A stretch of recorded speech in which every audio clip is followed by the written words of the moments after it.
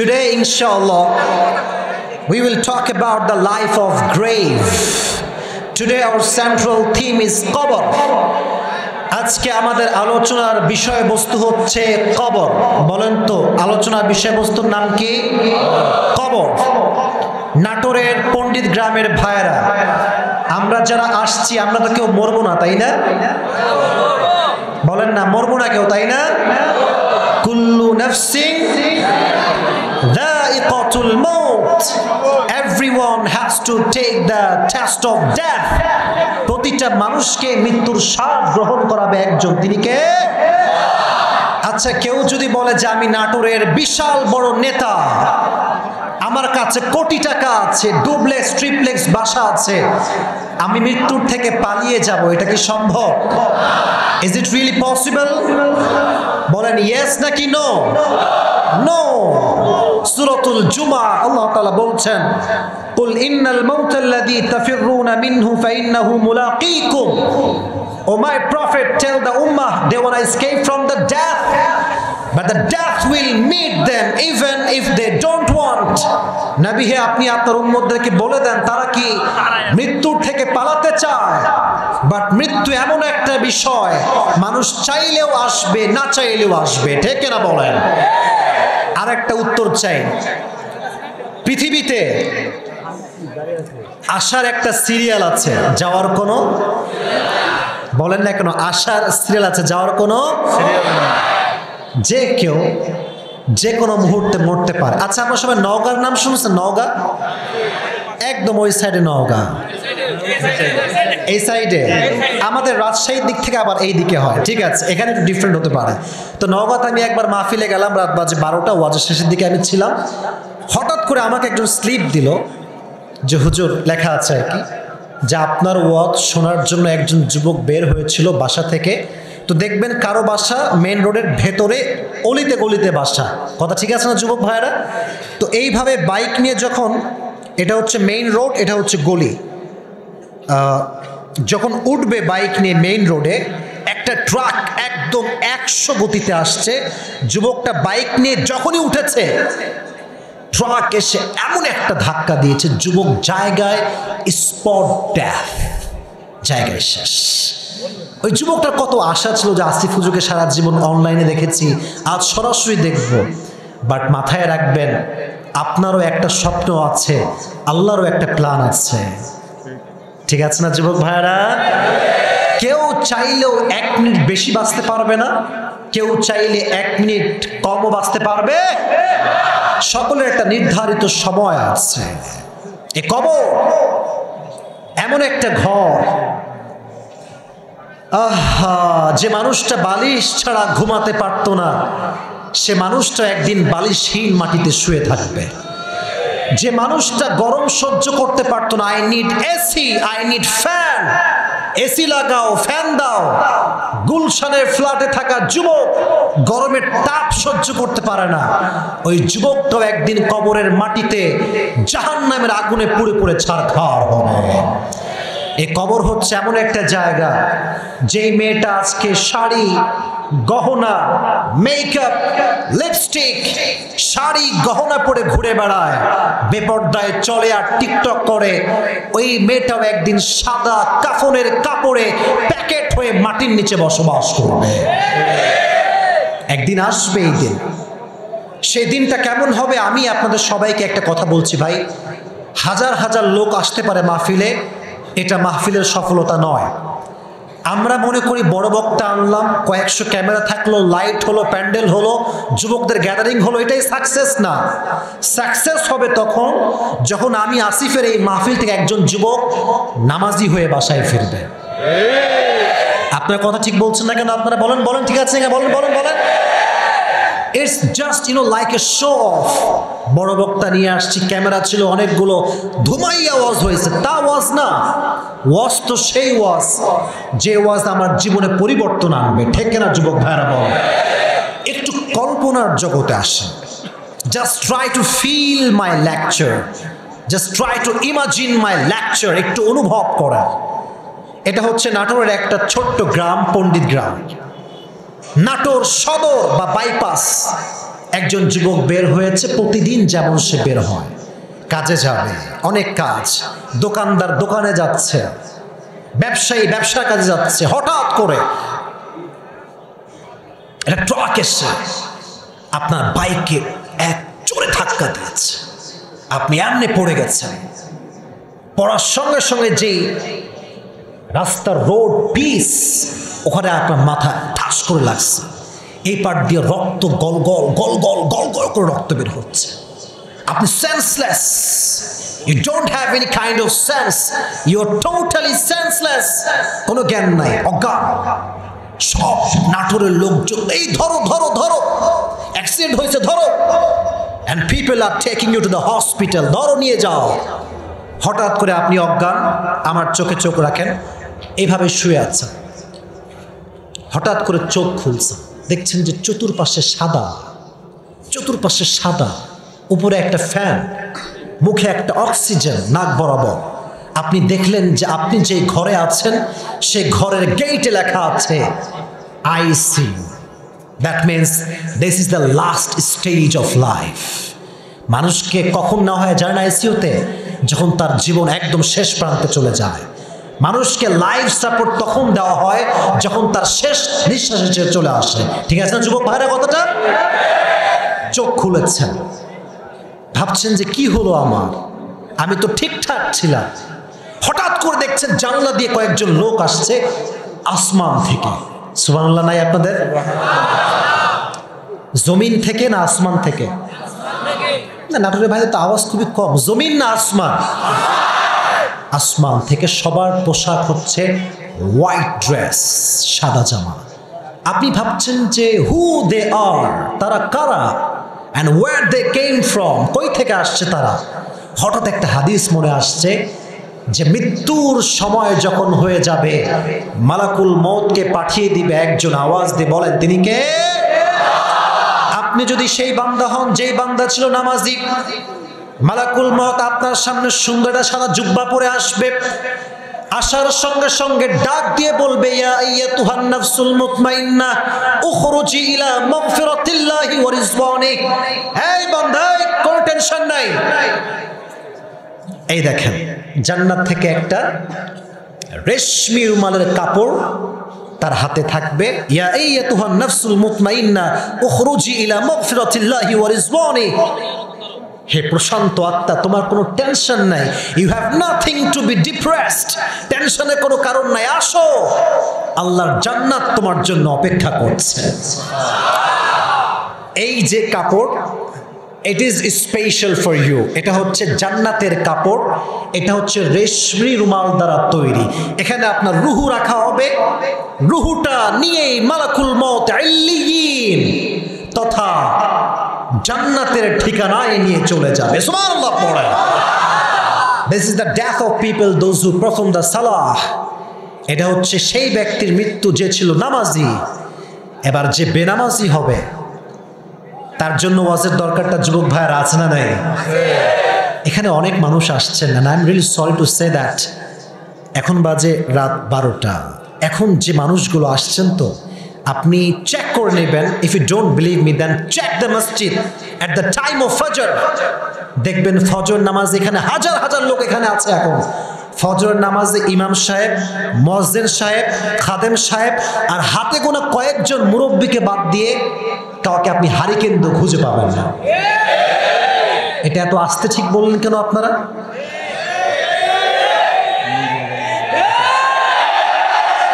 ভাই, কথা নিজের বিরুদ্ধে গেলেও তো হক কথা, ঠিক আছে না? এটা বেনামাজি বান্দা যখন মরার সময় হবে, কবরে যাওয়ার সময় হবে, মালাকুল মউত তার সামনে যেই দেহ নিয়ে আসবে, তার পা থাকবে জমিনে আর হেড থাকবে আকাশ বরাবর। লম্বা দেহ, লম্বা চেহারা।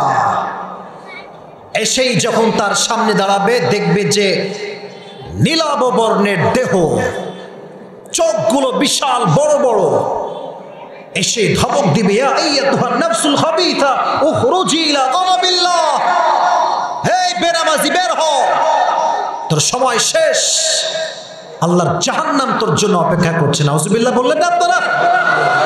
তার রূহটাকে যখন বের করা হবে, হাদিসে এসেছে একজন জীবিত ছাগলকে জাবেহ না করে তার চামড়া যদি কেউ টেনে হিচড়ে ছেড়ে ফেলে, ওই ছাগলটার যেই পরিমাণ কষ্ট হয় তার চাইতে বেনামাজি বান্দার কষ্ট দ্বিগুণ বেশি হবে। যুবক ভাইরা একটা ওয়াদা করো, এখানে অনেক হুজুররা আছে, তোমাদের অনেক বড় একটা যুব সংঘ, এখানে 250 যুবকের মিলন মেলা, এখানে হাজার হাজার যুবক আছে। আমরা নিয়ত করছি আগামীকাল ফজর থেকে এক ওয়াক্ত নামাজ আর কাজা হবে না। আল্লাহ কবুল করবে তো ইনশাআল্লাহ বলেন না আপনারা সবাই? একটু মন খুলে হৃদয় খুলে বলেন তো ইনশাআল্লাহ। যখন আপনার মৃত্যু হয়ে যাবে, এবার আসবে আপনার কবরের জীবন।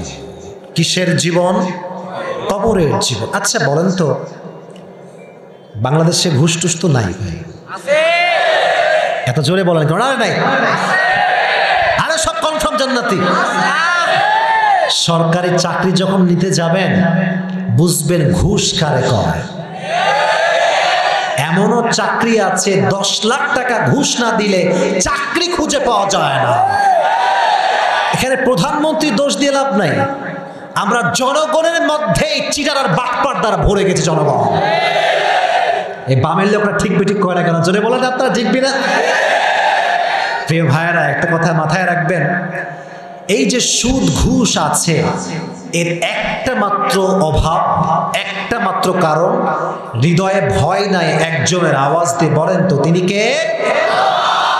কবরে যখন ঢুকবেন ছোট্ট একটা মেসেজ দিয়ে দেই, ওখানে কিন্তু কোনো এমপি মন্ত্রীর পরিচয় চলবে না। ইন্না আকরামাকুম ইনদাল্লাহি আতকাকুম, যার হৃদয়ে ভয় আছে একজনের, তিনি কে? আচ্ছা আপনারা সবাই ওমরে ফারুক রাদিয়াল্লাহু তাআলা আনহুর নাম শুনেছেন? কথা বলেন না কেন? শুনছেন সবাই?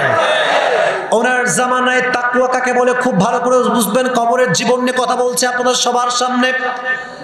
ওমরে ফারুক রাদিয়াল্লাহু তাআলা আনহুর জামানায় একজন যুবক ওমরে ফারুকের কাছে আসতো, অনেক মুত্তাকি তাকওয়াবান যুবক। বাট দেখবেন যা দাড়ি রাখে, লম্বা হয়, তারা দেখতে একটু সুদর্শন হয়। ঠিক আছে না যুবক ভাইয়েরা? তো সেই যুবকটা অনেক হ্যান্ডসাম ছিল। তো ওমরে ফারুকের ঘরের পাশে একজন যুবতী মেয়ে থাকতো। সে ওই যুবককে প্রায় দেখতো যে সে ওমরের কাছে আসে, তো সে সবসময় তাকে তার জালে ফাঁসাতে চাইতো। কিন্তু যুবকের হৃদয়ে তো আল্লাহর ভয় আছে, সে তো এই কাজ করতে পারে না, কোনো মেয়ের সঙ্গে জেনা সে করতে পারে না। তো মেয়ে তো বড় আজীব জিনিস, একজন নষ্ট মেয়ে হাজার যুবকের চরিত্র নষ্ট করার জন্য যথেষ্ট। তো একদিন ফাইনালি মেয়েটা ছেলেকে পটিয়ে ফেলেছে, জেনার জন্য আকৃষ্ট করে ফেলেছে। মনোযোগ আছে সবার? তাকবীর দেন, লিল্লাহি তাকবীর। এবার ওই ছেলে শয়তানের ওয়াসওয়াসায় পড়ে মেয়ের ঘরে আসছে। মেয়ের ঘরের চৌখাট হচ্ছে, এটা যখনই পা রাখবে মেয়ের ঘরের বাসার ভেতরে, তখনই একটা আয়াত স্মরণ আসছে, ইন্নাল্লাযীনা তাকাউ ইযা মাসসাহুম তাইফুম মিনাশ শাইতান তাযাক্কারু ফাইযা হুম মুবসিরুন। আয়াতের ট্রান্সলেশন হচ্ছে এরকম, যেই বান্দা আল্লাহকে ভয় করে এবং সেই বান্দাকে যখন কোনো শয়তানের কুমন্ত্রণা গ্রাস করে ফেলে, সঙ্গে সঙ্গে সে আল্লাহকে স্মরণ করে, আর আল্লাহকে স্মরণ করার সঙ্গে সঙ্গে আল্লাহ তাআলা তার ঈমানের চোখটাকে খুলে দেয়। সুবহানাল্লাহ পড়েন। তো এইদিকে এবার আমার বডিতে দেখেন, আমার চোখ না, বডি দেখেন। এটা হচ্ছে পা। চৌকাঠে যখনই পা রাখবে এই আয়াত স্মরণ আসছে, সঙ্গে সঙ্গে উল্টে বাহিরে পড়ে গেছে অজ্ঞান হয়ে। এখন এই মেয়েটা ভাবছে, আরে যুবক তো মনে মরে গেছে, তুলে ওর বাসায় রেখে আসছে। তো সে এবং তার দাসী মিলে যুবকের লাশটা ধরে বাবার ঘরের সামনে ফেলা রাখছে।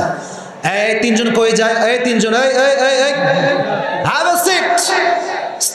বসো বসো বসো বসো। না না না, আমি তো বলেছি, তাহলে আমি কি শেষ করে দিব? রাত কি বেশি হয়ে গেছে নাকি ভাই? মাঠ এখন যেমন ভরপুর আছে যুবকদের দ্বারা, আমি চাই দোয়া পর্যন্ত থাকবে। রাজি আছেন তো ইনশাআল্লাহ? আল্লাহ তৌফিক দান করুক, প্রণামে। তো যখন ভোর হলো, তার বাবা ঘর থেকে বের হয়েছে, যুবকের লাশ। কে রে এটা?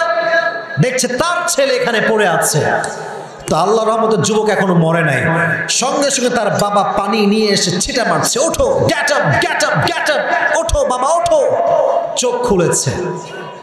চোখ যখনই খুলেছে ওই আয়াত তেলাওয়াত করেছে, ইন্নাল্লাযীনা তাকাউ ইযা মাসসাহুম তায়ফুম মিনাশ শাইতান তাযাক্কারু ফাইযা হুম মুবসিরুন। এই কথা পড়েছে, আয়াত তেলাওয়াত করেছে, কাল সে মারা গিয়েছে। সুবহানাল্লাহ, সুবহানাল্লাহ নাই আপনাদের সবার মুখে? সুবহানাল্লাহ পড়েন পড়েন পড়েন। যখন সে মারা গেছে, ওমরে ফারুক আসছে তার লাশকে দাফন করবার জন্য। যখন লাশ তিনি দাফন করেছেন, ওমরে ফারুক রাদিয়াল্লাহু তাআলা আনহু ডাক দিয়ে বলছেন, আব্বাজান লা তাহজান, টেনশন করবেন না। যেই বান্দার হৃদয়ে আল্লাহর ভয় আছে, আল্লাহ নিজেই বলেছেন ওয়ালিমান খাফা মাকাম রাব্বিহি জান্নাতান, যার হৃদয়ে এক আল্লাহর ভয় থাকবে তাকে আল্লাহ কবরে দুইটা জান্নাতের মালিক বানায় দিবে।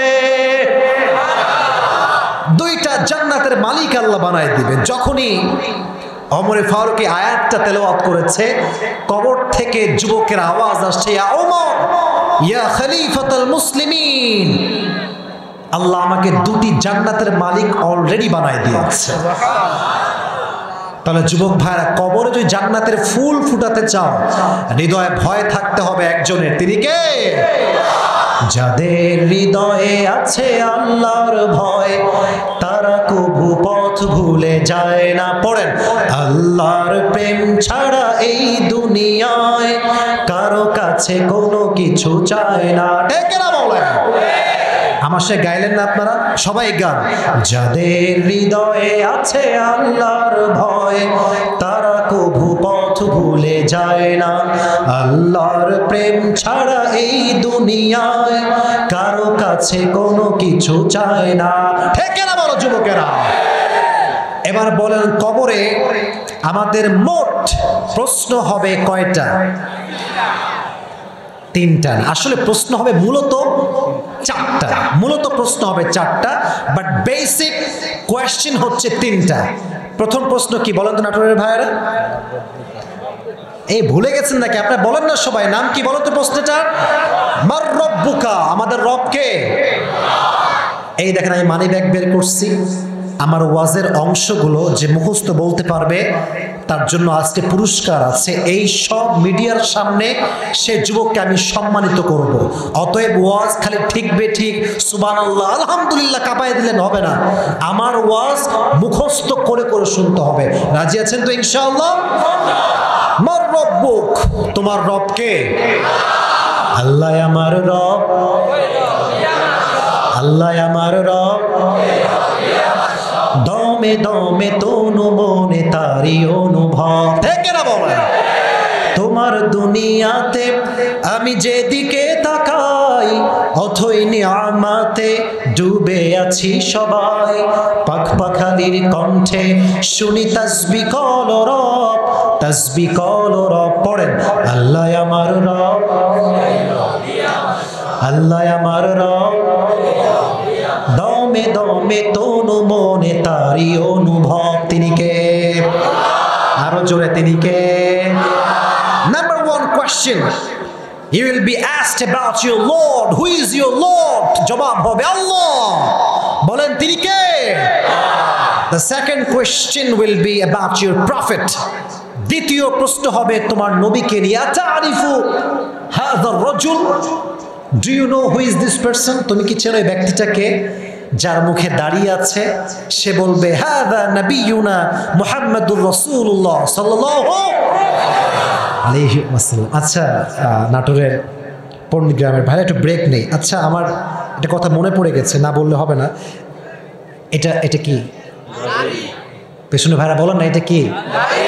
বাঘের বাচ্চার মতো বলেন, এটা কি? I'm going to ask you a very important question, and it's a very important question for the girls also. ভালো করে বুঝবেন। আচ্ছা বলেন তো ভাই, এই যে আমি দাড়িটা রাখছি, আমি আবরারুল হক আসিফ, এই দাড়ি রাখার কারণে am I looking cat? Am I looking unsmart?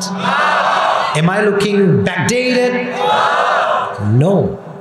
আমি তো বিশ্বাস করি সাইয়েদনা ইউসুফের মুখে দাড়ি দেখে মিশরের যুবতী নারীরা তার হাত কেটে ফেলেছিল। রিসেন্টলি আজকে কোনো আওয়াজ হবে না, জোহরের নামাজের আগে ফেসবুকে ঢুকলাম, একজন মেয়ে সাংবাদিক এমনি মাইক ধরে না ধরে আছে, বলছে যে তুমি কেমন ছেলেকে বিয়ে করতে চাও? বলছে আমি সেই ছেলেকে বিয়ে করব যার মুখে দাড়ি থাকবে না। খালি হুজুর নাউজুবিল্লাহ বলছে, আর কাউ নাউজুবিল্লাহ আমি শুনতে পাই না। জোরে সোরে নাউজুবিল্লাহ বলতে পারলেন না? আচ্ছা একটা কথা বলে যাই নাটোরের ভাইদেরকে, যেই মেয়ে দাড়িওয়ালা যুবককে পছন্দ করতে চাইবে না, ওকে কোরিয়ান থেকে বিটিএস ধরে বিয়ে দিয়ে দিবা। ওর জন্য এর চাইতে বেটার অপশন আর কিছু হতে পারে না। এখন বিটিএস পুরুষ না হিজড়া এটা আমি আর বলতে চাই না ভাই। আল্লাহ এই সমস্ত দাড়ি যেই মেয়ে পছন্দ করে না থেকে হেদায়েত দান করো, পড়া আমি বলেন। আমার নবীর মুখে দাড়ি ছিল কি ছিল না? নবী দেখতে অসুন্দর ছিলেন? চাঁদের চেয়ে সুন্দর তুমি নবী আমার কামলিহি ওয়ালা। সুবহানাল্লাহ পড়ে। দো জাহানের বাদশা তুমি প্যারা নবী সাল্লে আলা। দো জাহানের বাদশা তুমি প্যারা নবী সাল্লে আলা। চাঁদের চেয়ে সুন্দর তুমি নবী আমার কামলিহি ওয়ালা। সুবহানাল্লাহ পড়ে। নবীর দাড়ি ছিল, হি ওয়াজ এ স্মার্ট পারসন। তো যারা আজকে দাড়িকে ক্লিন শেভ করে নিজেকে স্মার্ট প্রমাণ করতে চান, আমি বলবো আপনি স্মার্ট নন, আপনি unsmart. But I am not disrespecting you, I am just respecting you from my heart. মন থেকেই সম্মান করছি। বাট একটা আবদার, আসল হ্যান্ডসাম হতে চাইলে দাড়ির মাধ্যমে পুরুষের পরিচয় আপনাকে দেওয়া লাগবে। বাংলাদেশ হচ্ছে এমন একটা দেশ, জুমার দিন যেদিন আসে, জুমার দিন মানুষ ক্লিন শেভ করে। আচ্ছা ভাই ক্লিন শেভ কেন করলেন? বলবে যে পবিত্রতা ঈমানের অঙ্গ। নাউজুবিল্লাহ আপনারা পড়লেন না? সবাই আপনারা পড়লেন না? আমি যখন হেফজোখানায় পড়তাম, আমরা তো মাদ্রাসার ছাত্র, আমরা হাফিজ হয়েছি, আমরা কয় মাদ্রাসায় পড়াশোনা করেছি। আমার মনে আছে আমি মাদ্রাসা থেকে যখন চুল কাটতে যেতাম নাপিতের কাছে, দেখতাম অনেক মুরব্বী দাড়ি কাটতে আসে। তারা বলবে আমরা সব কাজ করতাম, ব্যবসা করেছি, দাড়ি রেখেছি, টুপি পড়েছি, বাট আমরা নামাজ পড়তাম না। নামাজ যে পড়বে না, কবরের জীবনে তার জন্য জাহান্নামের আগুনকে ওয়াজিব করে দিবে একজন। তিনি কে? নামাজের গুরুত্ব কাকে বলে দুটি হাদিস বলতে চাই। এক নম্বর হাদিস, ওমরে ফারুকের জামানায়, হাদিসটা অনেক ঘটনা সুন্দর, মনোযোগ দিয়ে শুনবেন। আর একটা কথা মাথায় রাখবেন, নীলগেঞ্জি কই যাও, চালাকি করবেন না। আচ্ছা ঠিক আছে, 12:30 বাজতে যাচ্ছে, তবে সবাই দুটো হাত তুলুন দেখি, সবাই দুটো হাত তুলুন।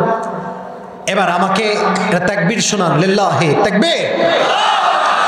আমি একটা না, উপরে হাত রাখেন, আমি একটা ওয়াদা করাচ্ছি, শেষ ওয়াদা। সবাই বলেন হুজুর। আমি মরা, আপনারাও মরা, বলেন হুজুর। আমরা ওয়াদা করছি দোয়া না করে কেউ বাসায় যাব না। জোরে বলেন ইনশাআল্লাহ। এসে বলছে, ইয়া ওমর, আমার যেই মনিব আছে তার নাম হচ্ছে আবু লুলু আল মাজুসি, এবং আমি হচ্ছি তার নাম আবু লুলু আল মাজুসি না, গোলামের নাম হচ্ছে আবু লুলু আল মাজুসি। বলছে আমার যে মালিক আছে সে আমার উপরে প্রত্যেক দিন 5 দিরহাম চার্জ করে। কয় দিরহাম? 5 দিরহাম। আমার জন্য বড্ড কষ্ট হয়ে যায় এটা দেওয়া, আপনি একটু বলেন যেন কমিয়ে দেয়। ওমর ফারুক বলে, তুমি কি বানাও ভাই? তোমার কাজ কি? তোমার জব কি? আপনারা সবাই চাকু চিনেন? চাকু কথা কন না, চাকু চিনেন না আপনারা সবাই? এটাকে আরবিতে বলা হয় খঞ্জর। বলেন তো কি বলা হয়? খঞ্জর। আচ্ছা আপনারা সবাই সুলতান কাবুসের নাম শুনেছেন? ইয়ামানের সুলতান ছিল। আপনারা গুগলে সার্চ করবেন সুলতানের কাবুস, দেখবেন তার এই যে মাজা, এখানে একটা খঞ্জর আছে, এর ডান পাশেও ছুরি, বাম পাশেও ছুরি, মাকবাদাতুহু ফি ওয়াসাতিহি, এই মাঝখানে হচ্ছে হ্যান্ডেল। তা বলছে, ইয়া ওমর, আমি তো খঞ্জর বানাই, বিশাল বড় বড় খঞ্জর। বলছে তাই নাকি? তুমি তো অনেক ধনী মানুষ ম্যান, তোমার তো ইনকাম অনেক, 6 দিরহাম তোমার জন্য কম হয়ে যায়, যাও তুমি এটাই পেমেন্ট করবা। বলছে ওমর, ও আচ্ছা, আমি তো মুসলমান না, তাই আমার উপরে তো রাগ, তাই না?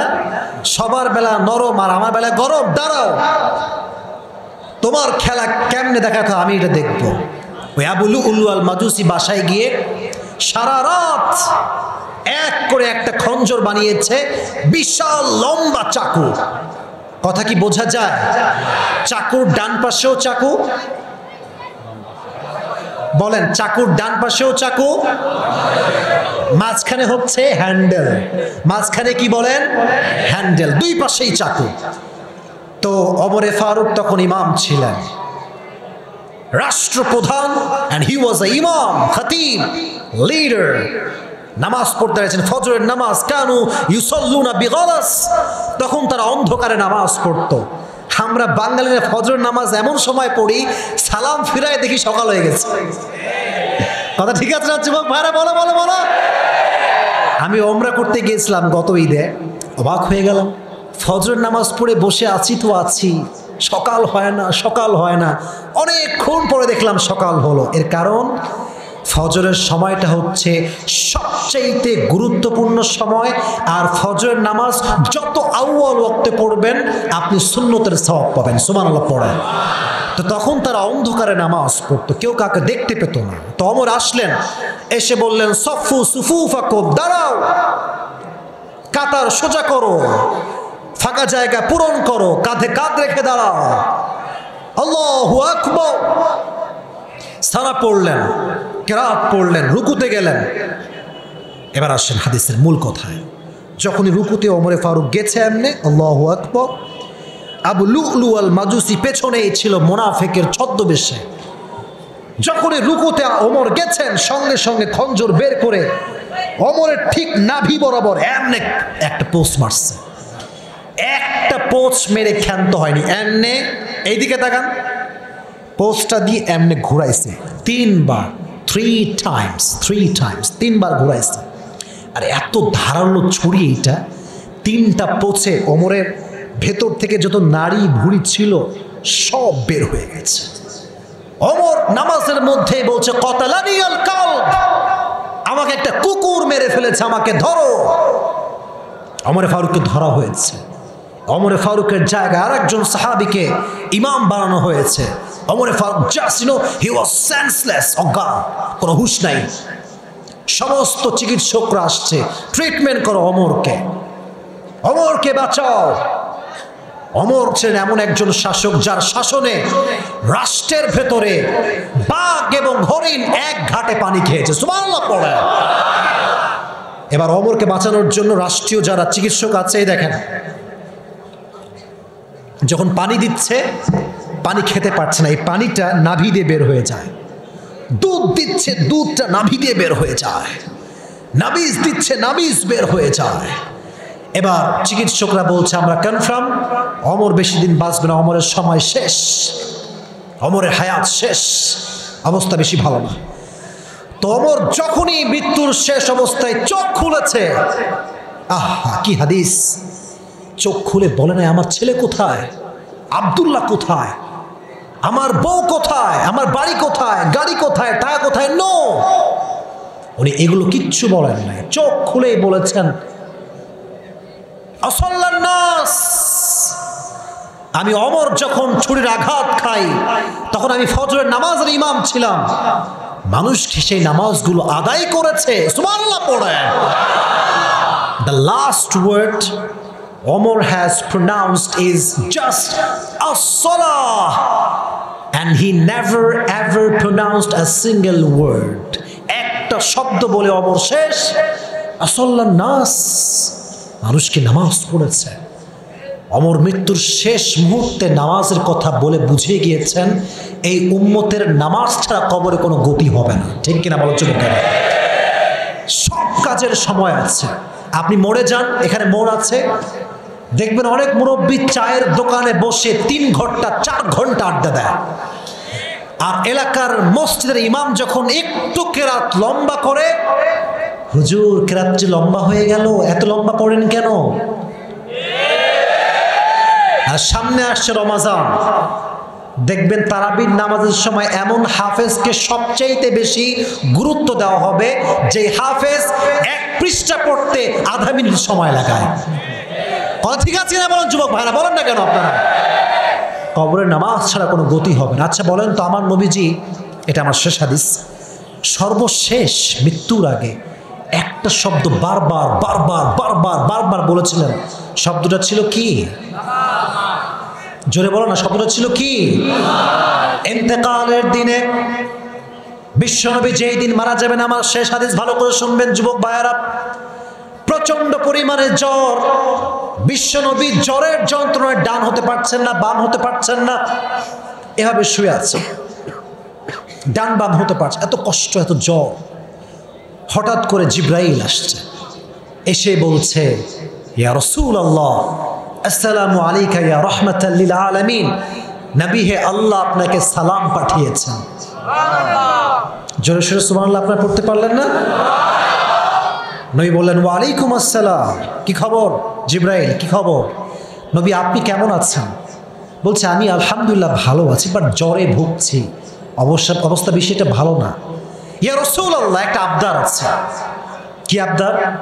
বলছে, আজকে আমি একা আসি নাই, আমার সঙ্গে একজন মেহমান আসছে, and he wanna enter in this room, he just need a permission from you. সে তার আপনার কাছে পারমিশন চায়, অনুমতি চায়, আপনি বললেই সে ঘরে প্রবেশ করবে। বলছে, মেহমান? মেহমানটা আবার কে? নিয়ে আসো। যে মেহমান ঘরে প্রবেশ করেছে তার নাম হচ্ছে মালাকুল মউত। সুবহানাল্লাহ পড়ে। মালাকুল মউত এসে নবীর ডান পাশের শিওরে দাঁড়িয়ে বলছে, আসসালামু আলাইকা ইয়া রাহমাতাল লিল আলামিন, নবী হে, আল্লাহ আপনাকে সালাম পাঠিয়েছে। নবীজি বলছেন, ওয়া আলাইকুম আসসালাম, এই মালাকুল মউত, কি খবর, তুমি এখানে কেন? বলছে, নবী হে, আমি তো কোথাও নিজের ইচ্ছায় যাই না, আমাকে তো পাঠায় একজন, তিনি কে?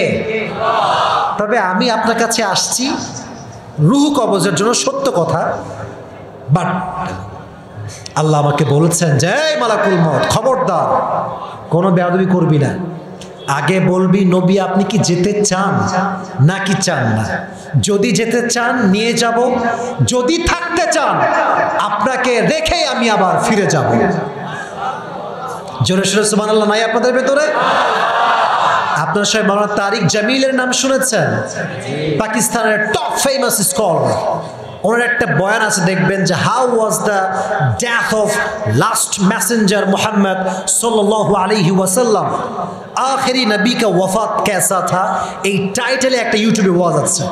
উনি যখন এই পর্যায়ে আসলেন যে নবীর কাছে মালাকুল মউত পারমিশন চাচ্ছে, তখন তিনি একটা বাক্য বলেছিলেন যেটা আমার হৃদয়কে টাচ করেছে। উনি বলেছিলেন যে, जिस इंसान के पास मौत भी इजाजत मांगती है कि मैं आऊं या ना आऊं, मैं उस इंसान से मोहब्बत ना करूं तो मैं किससे मोहब्बत करूं। উনি বললেন, যারে যেই মানুষটার কাছে মৃত্যু অনুমতি চায় যে should I come or not, may I come in sir, আমি কি আসতে পারি কিনা, আরে সেই মানুষকে ভালো না বাসলে আমি মেসি এবং নেইমারকে মুসলমানের ঘরে সন্তান হয়ে কেমন করে ভালোবাসতে পারে? আমার ভালোবাসার জায়গা হচ্ছে বিশ্বনবী মুহাম্মদুর রাসূলুল্লাহ সাল্লাল্লাহু আলাইহি ওয়াসাল্লাম। তো দেখবেন যুবক ভাইয়েরা, তোমরা এখানে অনেক যুবক আছে, অনেকে বেস্ট ফ্রেন্ড আছে না নাই? 10 জন বন্ধু বসে আছে, বলছে, এই চল, এখন তো কক্সবাজারে যাওয়ার জন্য ট্রেন চালু হয়ে গিয়েছে, চল আমরা ঘুরে আসি। 10 জন বন্ধু বসে আছে। তো দেখবেন যে যার বেস্ট ফ্রেন্ড সে তার দিকে তাকায়, কিরে তুই যাবি নাকি? চল মামা ঘুরে আসি। তো বলবে, চল আমিও যাব। মানে বেস্ট ফ্রেন্ড যা বলে আমরাও তাই বলি। ঠিক আছে না কথাটা? ঠিক আছে না? তো নবীজির যিনি বেস্ট ফ্রেন্ড ছিলেন তার নাম হচ্ছে জিব্রাইল। বলছি, ইয়া জিব্রাইল, এই যে আমার দিকে তাকান, এমনি তাকাইছে। জিব্রাইল, হোয়াটস ইউর ওপিনিয়ন, তুমি কি বলছো, আমার কি করা উচিত, আমি কি থাকবো না যাব? তো জিব্রাইল অনেক নরম সুরে বলছে, ইয়া রাসূলুল্লাহ, আল্লাহ আপনাকে দেখার জন্য আরশে আজিমে অপেক্ষায় বসে আছে। I think you should go, I think you should go, আপনার গেলেই ভালো হয়। তো বলছে তাই, ঠিক আছে যাও, যেহেতু তুমি বলেছো আমি যাও, বাট আমার একটা কাজ বাকি আছে। এই না আয়েশা, আয়েশা কোথায়? হাদিস থেকে বলছিল, বানানো কথা না। এই না আয়েশা, আয়েশা এদিকে আসো। ইয়া রাসূলুল্লাহ কি হয়েছে? আচ্ছা তোমাকে যে আমি কয়েক টুকরো স্বর্ণ দিয়েছিলাম, হোয়ার ইজ দ্য গোল্ড? স্বর্ণগুলো কোথায়? আছে না বিহা, যত্ন করে রেখেছি। বলছে এখনই সব স্বর্ণগুলো আল্লাহর রাস্তায় দান করে দাও। নবী হে রেখে দেই, কাজে দিবে, সন্তানের জন্য কাজ দিবে, ফাতেমার জন্য কাজে দিবে, বাসার জন্য কাজে দিবে। নবীজি বলছে খবরদার, আমি যা বলি তাই করো, কারণ আমি বিশ্ব নবী, আমি এমন একটা অবস্থায় আল্লাহর সঙ্গে সাক্ষাৎ করতে চাই যখন আমি বিশ্বনবীর কাছে এক টুকরা কোনো টাকা ছিল না। সুবহানাল্লাহ পড়ে। আমরা যারা এসেছি বেশিরভাগ মধ্যবিত্ত পরিবারের সন্তান, গরিব ঘরের সন্তান। হাদিসে এসেছে গরিবরা বড়লোকের চাইতে 500 বছর আগে জান্নাতে প্রবেশ করবে। তাহলে আমরা যারা মধ্যবিত্ত পরিবারের সন্তান আছি, টেনশন নাই, নামাজ পড়বো বেশি, জান্নাত দিয়ে দিবে একজন, আওয়াজ দিয়ে বলেন তিনি কে? তাহলে আমরা বিশ্বনবী, এখানে পড়া লাগবে না, যদি আমাকে দিয়েছে আমি রাখছি, সমস্যা নাই। বিশ্বনবী যখন আয়েশাকে বলে তুমি দান করে দাও, আয়েশা চলে গেল। এবার মালাকুল মত এসেছে তার শিউরে রুহু কবজ করবে, এই জন্য সর্বশেষ মুহূর্তে নবীজি বললেন আসসালাত আসসালাত আসসালাত ওয়া মা মালাকাত আইমানুকুম। উম্মতেরা নামাজ ছেড়ে দিও না, নামাজ ছেড়ে দিও না, নামাজ ছেড়ে দিও না। আর তোমার যে গোলামগুলো আছে, দাস আছে, চাকরিজীবী লোকেরা আছে, এদের সঙ্গে খারাপ ব্যবহার করো না। সুবহানাল্লাহ পড়েন। তার মানে নবীজি বোঝালেন কবরের জীবন বড্ড ভয়ঙ্কর জীবন। এই জীবনে যে নামাজি হয়ে আসবে না, তার জন্য জাহান্নামের আগুনের ফয়সালা আছে না নাই? জোরে বলেন আছে না নাই? আছে না নাই? এই জন্য নাটোরের পণ্ডিত গ্রাম থেকে পুরো ওয়াজের সারাংশ হচ্ছে কবরের জীবন বড্ড ভয়ঙ্কর। যারা আমরা এখন বেঁচে আছি, whatever we have done in our past, it was nothing. Past is past, मदा मा मदा लैसा लहुल कदा, जो हो गया उसको भूल जाओ, जा হয়ে গেছে শেষ। Now you have to come to your Lord, start your life newly, যা হয়ে গেছে, নতুন জীবন আজ থেকে শুরু।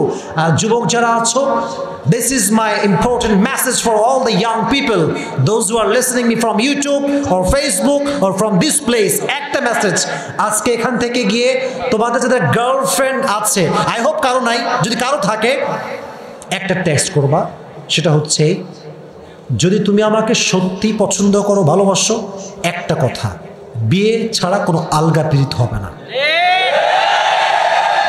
আপনার সবাই বলেন একমত? কথা কয় না একমত?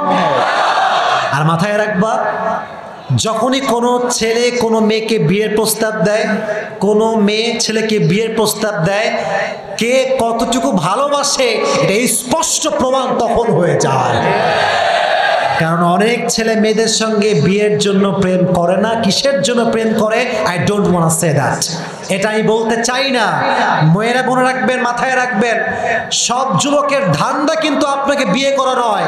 অনেক যুবকের ইচ্ছা আপনার চরিত্র শেষ করবে, ইজ্জত শেষ করবে, আর বিয়ের সময় কিন্তু আপনাকে বিয়ে করবে না। এই জন্য আজকের মাহফিল থেকে আমরা শিখে গেলাম, এখান থেকে যাওয়ার পরে যে কোনো একটা, या तो शादी कर लो या तो मुझसे 100 মাইল দূর রহো। বিয়ে করলে আসো, শাদী মুবারক, না হয় তোমার 14 গোষ্ঠীর সঙ্গে আজ থেকে ব্রেকআপ। যুবকরা বলো একমত? একমত? কারণ কখন মরবো কোনো গ্যারান্টি আমাদের কাছে নাই। আজ থেকে নিয়ত নামাজি হয়ে মরবো, হারাম থেকে বেঁচে মরবো। রাজি আছেন তো ইনশাআল্লাহ? দুইজন যাবেন না, কেউ যাবেন না। এখন আমার একটা ওয়াদা ছিল, আমি কিন্তু আমার ওয়াদা ভুলি না, আমার ওয়াদা মনে আছে। এখন জাস্ট 2 মিনিটে আমার যে সময় দেওয়া ছিল, সময় শেষ। আমি খুবই দুঃখিত, রাত অনেক লং হয়ে গেছে। আমি আমার যে ওয়াজটা করেছি 2 মিনিটে সারাংশ বলছি। একজন যুবক জাস্ট দাঁড়াবা আমার বলার পরে, আমি তোমাকে প্রশ্ন করব, তুমি উত্তর দিলেই তোমার জন্য আছে পুরস্কার। রাজি আছেন তো ইনশাআল্লাহ? এবার একটা তাকবীর দেন বাঘের বাচ্চার মতো, লিল্লাহি তাকবীর। এই দুজন কয়ে যায়, ওই বাচ্চা বসো, আবার দেন লিল্লাহি তাকবীর। আচ্ছা, এবার দেখেন, টুডে আওয়ার সেন্ট্রাল থিম ওয়াজ কবর। আমাদের আজকে মূল আলোচনার বিষয় ছিল কি? বলেন না কেন, সবাই বলেন কি ছিল? আরো জোরে বলেন, ছিল কি? কবর। কবরের ক্ষেত্রে আমি বলেছিলাম যে এটা এমন একটা ঘর যে মানুষটা বালিশ ছাড়া ঘুমাতে পারে না, সে মানুষটা একদিন বালিশহীন মাটিতে শুয়ে থাকবে। ঠিক কিনা বলেন? এটা ছিল জাস্ট মুকদ্দমা, ভূমিকা। মূল কথা আমি কি বলেছিলাম একটু বোঝাচ্ছি। আমি প্রথমেই বলেছিলাম জীবনের গতিতেই চলবে। যে নামাজি হবে তার সামনে মালাকুল মউত কি খারাপ চেহারায় আসবে না সুন্দর চেহারায় আসবে? সাদা জুব্বা পরে আসবে, সেই একটা কথা বলবে, একটু স্মরণ রাখলেই খুবই সহজ। এই আইয়াতুহান নাফসুল মুতমাইন্না, বের হয়ে আয়, আত্মা, সুন্দর আত্মা, নেক আত্মা, বের হয়ে আসো আল্লাহ জান্নাতের দিকে। আর বলেছিলাম নামাজি বান্দার জন্য একটা রুমাল পাঠাবে একজন, তিনি কে? এটা হচ্ছে রেশমি রুমালের কাপড়। কি রুমালের কাপড়? রেশমি। এটাকে নিয়ে আল্লাহ তাআলা আপনার রূহটাকে জান্নাতে রেখে দিবেন। 2 নাম্বার বলেছিলাম বেনামাজির মৃত্যু। তার সামনে যখন মালাকুল মউত আসবে, তার চেহারা সুন্দর হবে না, কুৎসিত হবে। তার দেহের রং হবে কালো না, নীল। বলেন, রং হবে কি? তার পা থাকবে জমিনে, মাথা থাকবে আসমান বরাবর, আকাশ বরাবর। তাহলে মূল মেসেজটা হচ্ছে এরকম, নামাজি বান্দার মৃত্যু হবে সুন্দর, আর বেনামাজি বান্দার মৃত্যু হবে অসুন্দর বা কষ্টদায়ক। এটা হচ্ছে প্রথম কথা। 2 নাম্বার কথা বলেছিলাম, কবরে যখন রাখা হবে, কবরে কারো পরিচয় চলবে না, বাট একটা পরিচয় চলবে, ইন্না আকরামাকুম ইনদাল্লাহি আতকাকুম। The best person will be who has the fear of Lord, who is the muttaqi, who is the real mu'min, যার হৃদয়ে আল্লাহর ভয় আছে, তাকে জান্নাতি বানায় দিবে একজন, তিনি কে? এই 2 নাম্বার চ্যাপ্টারে এসে আমি বলেছিলাম ওমরে ফারুকের একটা হাদিস, যেখানে একজন যুবক একজন মেয়ের কাছে ঢুকতে গিয়ে অজ্ঞান হয়ে গেছিল, এবং সে একটা আয়াত পড়েছিল, ইন্নাল্লাযীনা তাকাউ ইযা মাসসাহুম তাইফুম মিনাশ শাইতান তাযাক্কারু ফাইদা হুম মুবসিরুন। এর অর্থ হচ্ছে সে আল্লাহর ভয় পড়ে গিয়েছে। ওমর ফারুক বললেন যে আল্লাহর ভয়ে মৃত্যুবরণ করে তার জন্য জান্নাত আছে কয়টা? ওয়ালিমান খাফা মাকামা রাব্বিহি জান্নাতান, 2টা জান্নাত।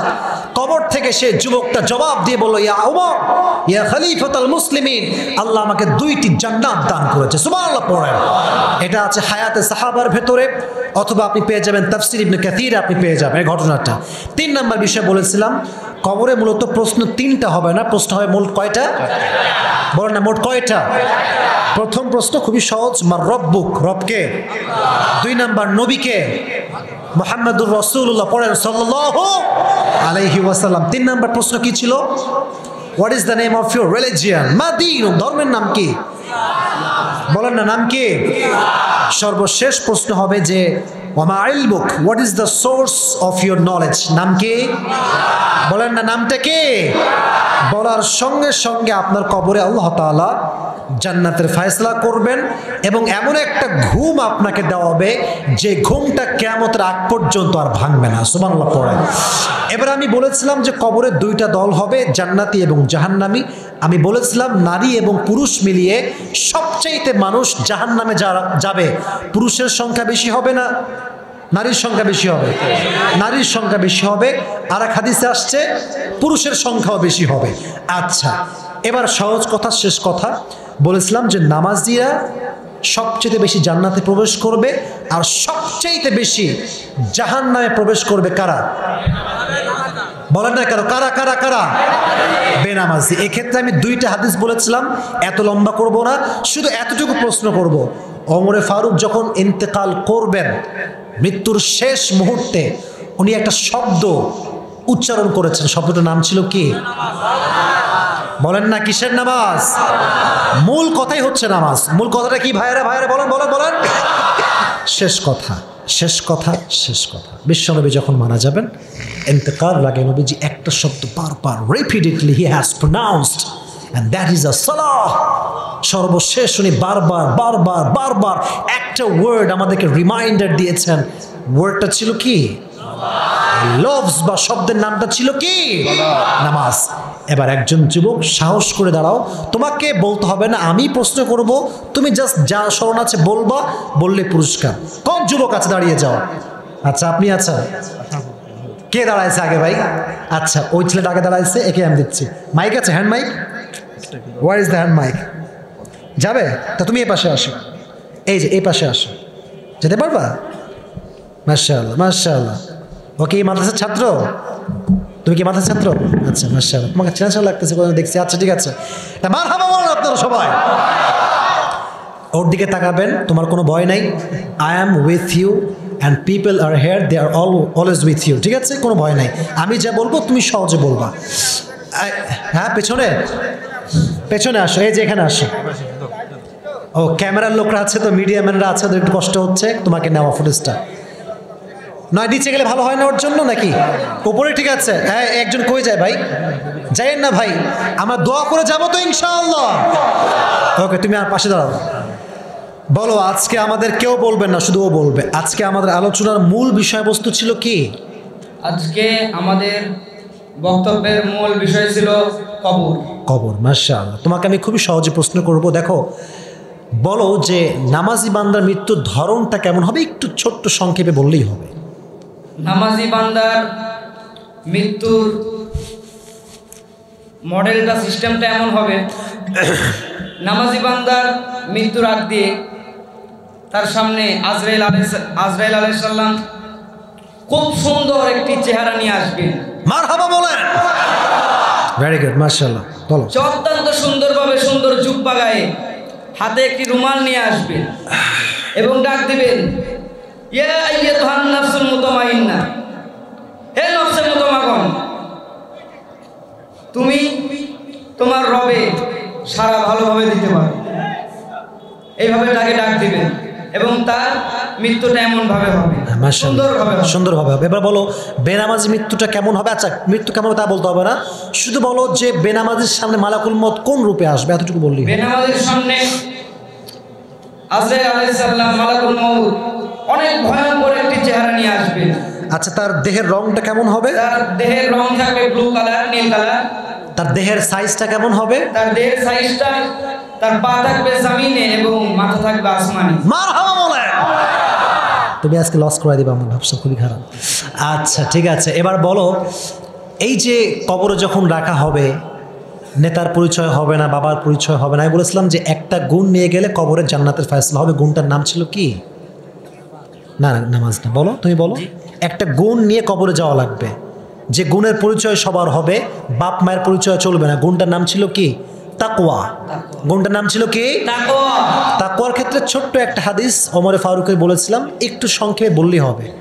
ওই যে একটা যুবক, আরবি বলতে হবে না, শুধু বাংলার একটা কথা বললেই হয়ে যাবে। পাগল লাগে তুমি, হাদিস বলতে কে বলছে আরবিতে? হযরত ওমর রাদিয়াল্লাহু তাআলা আনহুর জামানায় একজন যুবক, সে খুব তাকওয়াবান। হযরত ওমর রাদিয়াল্লাহু তাআলা আনহুর বাড়ির পাশে একটি মহিলা, যুবতী মহিলা, সে সেই ছেলেটাকে পটানোর জন্য অনেক ট্রাই করে, বাট সে সাকসেসফুল হতে পারে না। সে মেয়েটা অনেকদিন পরে ছেলেটাকে পটিয়ে ফেলে। ছেলেটাকে জেনা করার জন্য যখন তার রুমে সে ডাকে, ছেলেটা তার রুমে ঢোকার আগে কোরআনের একটি আয়াত তার স্মরণ হয়ে যায়, বাস সে অজ্ঞান হয়ে যায়। তারপরে কি হয় তারপরে বলো। তারপরে যুবকটা যখন বাড়ির চৌকাটে পা দিবে, তার আগে এই যুবককে আল্লাহ অজ্ঞান সেন্সলেস করে দেয়। তারপরে যুবকটা গুনাহের থেকে বেঁচে যায়। মাশাআল্লাহ। কবর দেওয়ার পরে কি ওমর ফারুক কি বলেছিলেন? কবর দেওয়ার পরে ওমর রাদিয়াল্লাহু তাআলা আনহু বলেছিলেন, যারা গুনাহ থেকে, জিনা থেকে বেঁচেছে, আল্লাহ তাদেরকে 2টি জান্নাত দেন।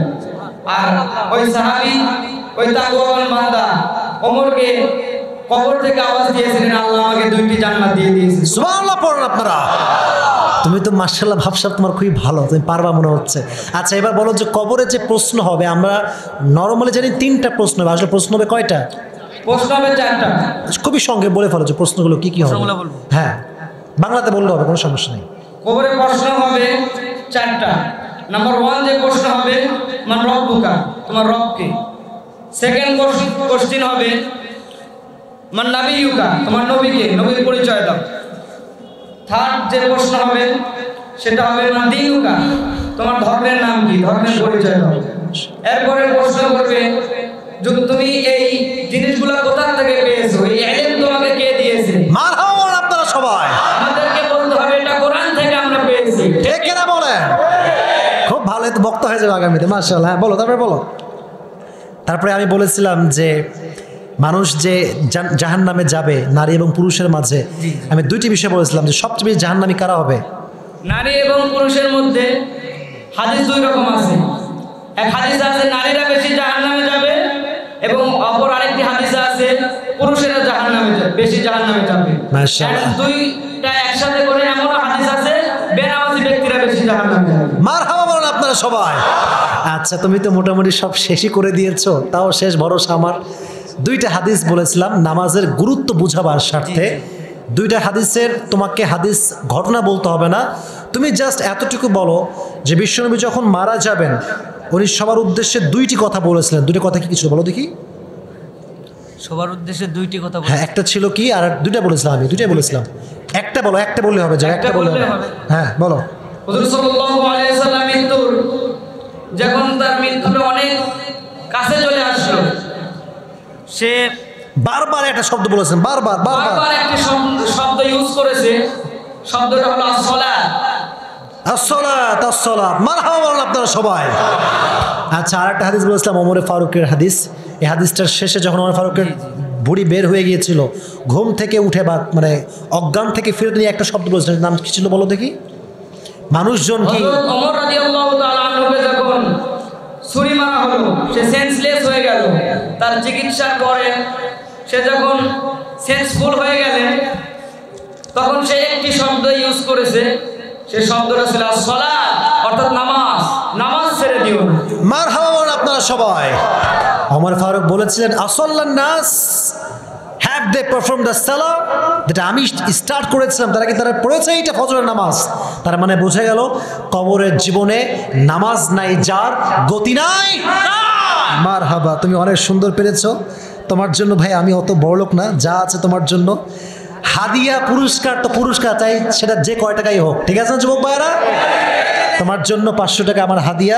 তবে এটা মাশাআল্লাহ, মাশাআল্লাহ, ওকে ওকে, আমার জন্য দোয়া করবেন অবশ্যই আল্লাহ তোমাকে মাশাআল্লাহ, আল্লাহকে কবুল করুক। পড়া আমিন। না, তোমার কণ্ঠ ভালো, তুমি পারবা ইনশাআল্লাহ। আপনার কার্ড আছে, কার সব দিব। বসো বসো, বসো। ওকে, কই যায় উপস্থিতি ছাড়া বিবাহ বৈধ হবে না। ওলামা একরামদের সবচেয়ে বেশি বক্তব্য হচ্ছে এই ক্ষেত্রে একমত তারা যে আব্বা আম্মা ছাড়া কোনো যুবক যদি পালিয়ে বিয়ে করে, বেশিরভাগ ওলামা একরামের মতামত হচ্ছে এই বিয়েটা শরীয়ত সম্মত হবে না, এটা ঠিক হবে না। এখন এখানে একটা বিষয় হচ্ছে যে এই ছেলেটা যে বিয়ে করেছে, এ কিন্তু বিয়ের সময় খুব চালাকি করছে। চালাকিটা হচ্ছে এইরকম, মেয়ে পক্ষের কেউ জানে না, ছেলে পক্ষের সবাই জানে। ছেলের পক্ষ থেকে সব ঠিকঠাক, কিন্তু মেয়ের পক্ষের অনেকে জানতো না। কিন্তু এখন যেহেতু মোটামুটি সকলেই একমত, সকলেই মেনেছে, বিয়ের ব্যাপারে সবাই জেনে গিয়েছে, এটা মাথায় রাখতে হবে। বিয়ে হচ্ছে এমন একটা জিনিস, কেউ যদি গোপনে বিয়ে করে, কাউকে না জানিয়ে বিয়ে করে, বিয়ে দিয়ে কিচ্ছু হবে না। বিয়ের পরে যা শারীরিক সম্পর্ক হবে সব জেনার কাতারে শামিল হবে। বিয়ের ক্ষেত্রে হাদিসটা হচ্ছে এরকম, তোমরা দফ বাজিয়ে মানুষের মাঝে অ্যানাউন্সমেন্ট দিয়ে ঘোষণা দাও যে আমরা উই আর হাজব্যান্ড ওয়াইফ। আরে তোমার তো বাঘের বাচ্চা, তোমার তো বয়ফ্রেন্ড গার্লফ্রেন্ড নাও, দেখে না বলে না। বয়ফ্রেন্ড গার্লফ্রেন্ডরা সব পার্কের চিপায় গিয়ে লুকাবে, আর তুই বীর পুরুষের মতো রিক্সায় বাদাম খাবার ঘুরে বেড়াবা, ঠিক কেনা পাবো। তো বিয়ের ক্ষেত্রে পারমিশন নেওয়া জরুরি, পাশাপাশি বিয়ের ক্ষেত্রে অ্যানাউন্সমেন্টটাও জরুরি। এখন যেহেতু তোমার এই পক্ষের পারমিশন ছিল না, তোমার জন্য আমার পক্ষ থেকে পরামর্শ হচ্ছে এরকম, তুমি ঠিক এই কাগজটা নিয়ে যিনি মুফতি, একজন মাদ্রাসার মুফতি যার একটা ফতোয়া বিভাগ আছে, তার কাছে নিয়ে গিয়ে প্রশ্ন করবা, হুজুর আমার কি আবার বিয়ে করতে হবে কিনা। বাকি যতটুকু আমি জানি একটি মতে বৈধ হয়ে যায়, আর একটি মতে এটি অবৈধ। বাট যেহেতু আপনি মাইক শুনুন, আমি কথা বলি। এখন যদি আপনার উত্তর থাকে। আরো ভালো করে ব্যাখ্যা, ওই যুবক যে আছো, এই যে আমার হুজুর বসে আছে, আরো সুন্দর করে হুজুরকে বুঝিয়ে দেবা, ঠিক আছে ইনশাআল্লাহ। আর আপনি যদি চান শুধু এক বাক্যে বলবেন যে বিয়েটা হয়েছে কিনা, শুধু এক বাক্যে বললে হয়ে যাবে, সমস্যা নেই। মাইক নেন।